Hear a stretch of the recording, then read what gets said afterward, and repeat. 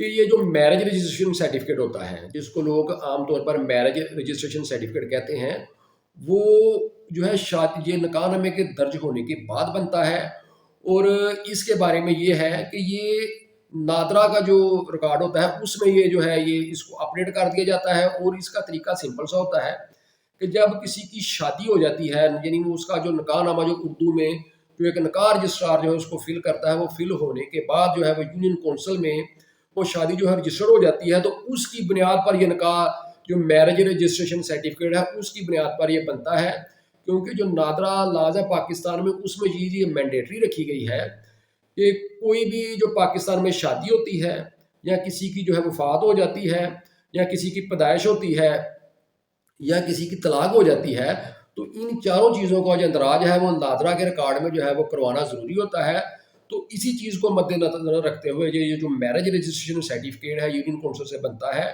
اس کی جو فیس ہے وہ یونین کونسل والے ہی لے لیتے ہیں، لیکن وہ نادرا کے جو ان کے پاس جو بھی اکاؤنٹ ہوتا ہے ادھر یہ جمع کروا دیتے ہیں۔ آج کل یہ فیس جو ہے یہ مختلف ویری کرتی ہے، لیکن مختلف حالات میں ویری کرتی رہتی ہے، لیکن آج کل یہ جو فیس ہے یہ 200 روپے ہے۔ تو اگر کسی کا جو ہے نکاح شادی ہو چکی ہے اور اس کا یونین کونسل میں جو ہے وہ نکاح نامہ رجسٹرڈ ہے، تو جس یونین کونسل میں نکاح نامہ اس کا رجسٹرڈ ہے ادھر جا کر جو ہے وہ اپنے شناختی کارڈ اپنا اور اپنی بیوی کا لے جائے، تو یونین کونسل والے جو ہے اپنے ریکارڈ سے ان شناختی کارڈوں کو ٹیلی کر کے،